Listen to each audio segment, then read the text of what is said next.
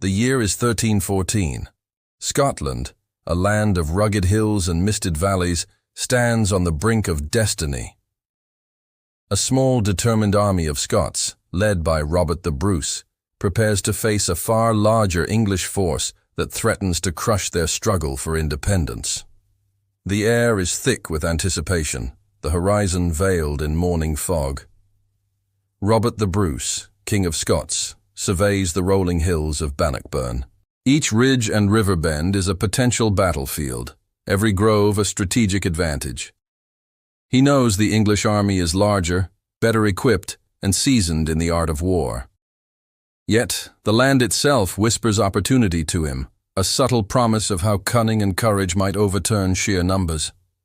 The English army, commanded by King Edward II, marches south from Stirling. Thousands of men, clad in heavy armor, their banners snapping in the wind, a formidable sight of medieval might. Horses paw the ground, knights polish swords, and longbows are strung in anticipation. Confidence is high. Victory, they believe, is already within their grasp. Across the field, Scottish forces gather quietly. The army is smaller, perhaps 10,000 men, but each fighter carries the fire of defiance. Highland spearmen, foot soldiers, and archers move with precision. This is a force forged not by numbers, but by necessity, survival, and an unyielding belief in freedom. Robert the Bruce dismounts, standing among his men, listening to the whispers of strategy. His voice is calm, measured. "We may be outnumbered," he tells them, "but we are not defeated.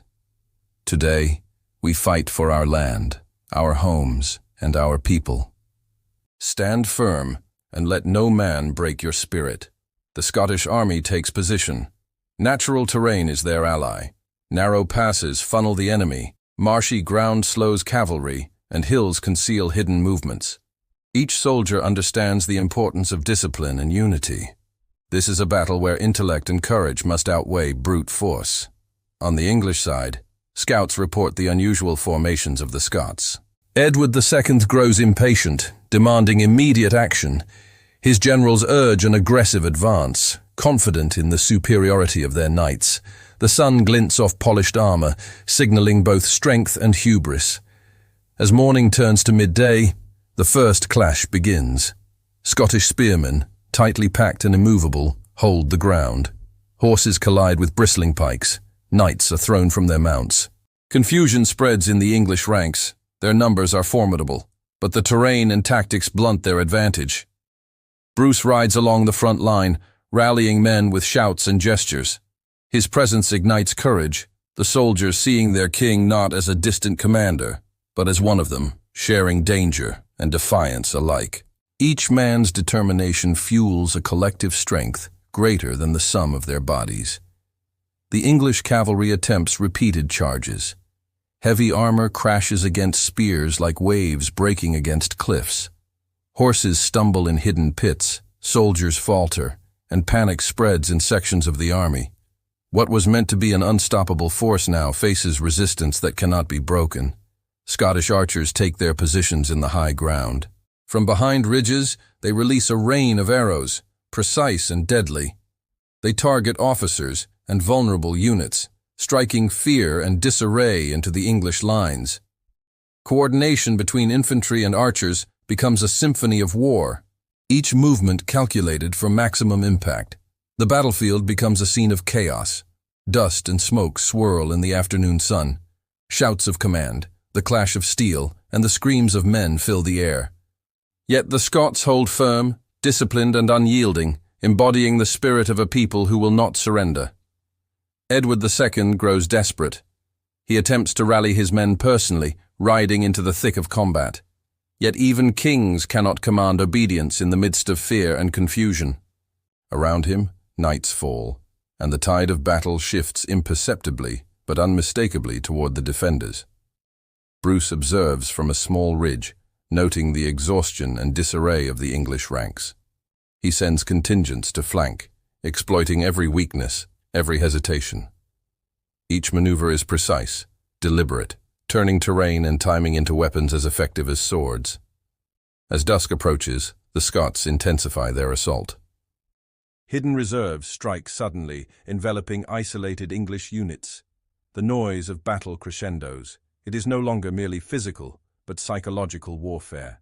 Panic spreads faster than steel. Morale crumbles under relentless pressure. Night begins to fall, but the battle does not cease. Fires from the surrounding villages light the battlefield, casting flickering shadows.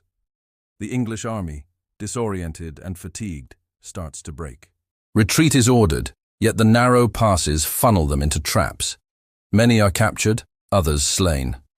In the aftermath, the field is littered with the remnants of conflict, broken armor, shattered banners, and the silent forms of those who fought and fell. Yet, among the Scots, the spirit is unbroken. This victory, though achieved with fewer men, is monumental in its consequences, a decisive statement of independence and resolve. Robert the Bruce walks among the survivors. He does not celebrate the bloodshed, but honors the courage and sacrifice of his soldiers.